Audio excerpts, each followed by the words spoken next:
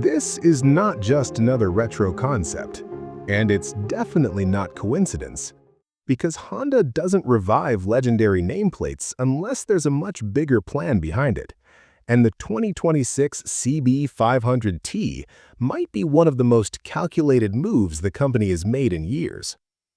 On paper, it looks like a simple middleweight retro, but in reality, this bike could quietly disrupt the entire 500cc segment, especially for Kawasaki. And here's why. The CB500T name isn't random. Back in the 1970s, Honda used the CBT badge to experiment with compact twins that blended everyday usability with performance credibility. It wasn't about racing dominance, it was about building bikes that real riders could live with. Fast forward to 2026, and Honda finds itself in a very similar position.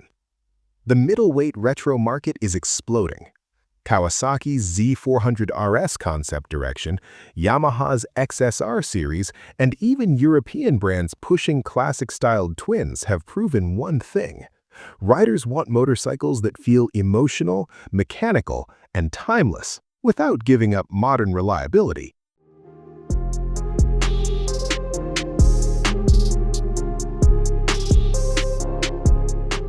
Honda doesn't like being late to markets, so instead of chasing the retro race with nostalgia alone, the CB500T appears positioned as something more strategic, a bridge between modern platform efficiency and classic design authenticity.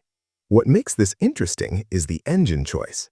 Honda's 471cc parallel twin platform is already one of the most proven middleweight engines in the industry. It's reliable, smooth, emissions-friendly, and globally compliant, which means Honda can sell this bike almost everywhere without re-engineering it. But if Honda wraps that platform in a lighter chassis, classic proportions, upright ergonomics, and minimalist styling, the CB500T suddenly becomes something much more dangerous than it looks.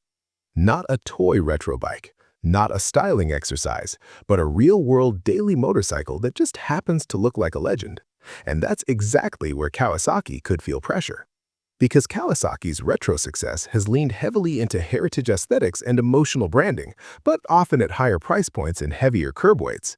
If Honda positions the CB500T as lighter, simpler, and more accessible, it doesn't compete directly on nostalgia, it competes on usability. And usability is Honda's strongest weapon.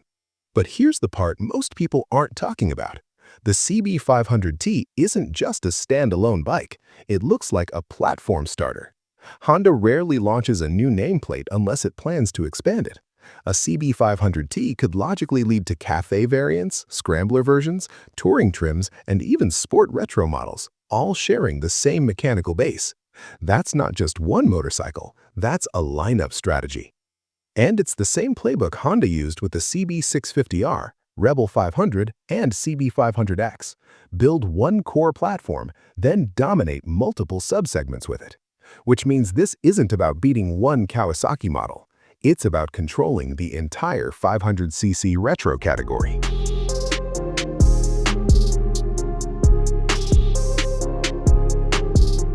Now let's talk positioning.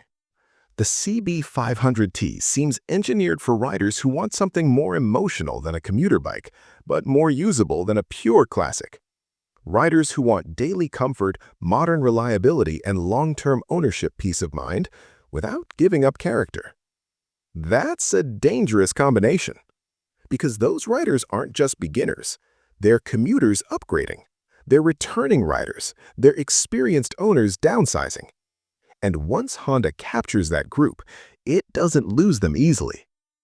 But the real disruption isn't specs, it's trust. Honda's brand reputation in the middleweight segment is unmatched.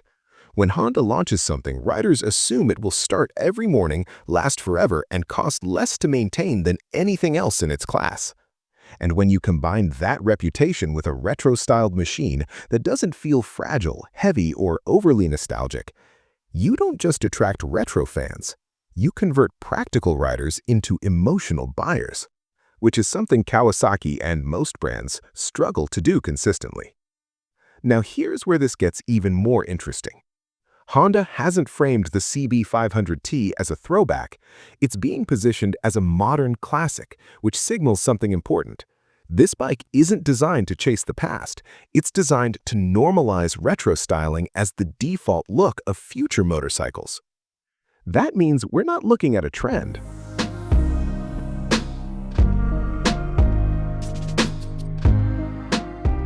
We're looking at a shift. If the CB500T succeeds, expect more manufacturers to pivot toward classic proportions paired with modern engineering, not as niche models, but as core lineup products. And that could fundamentally reshape what the mid-displacement motorcycle market looks like over the next decade. So, is the CB500T a serious threat to Kawasaki's 500cc bikes? Not because it's faster, not because it's more powerful, but because it might be simpler, lighter, easier to live with, and more emotionally accessible. And in today's market, that combination is far more dangerous than raw performance. The real question is this: would you rather own the bike that looks legendary or the bike that feels legendary every single day? Let me know in the comments. And if you want the full breakdown of how Honda's retro strategy could reshape the middleweight market, including what models might come next, that video is coming very soon.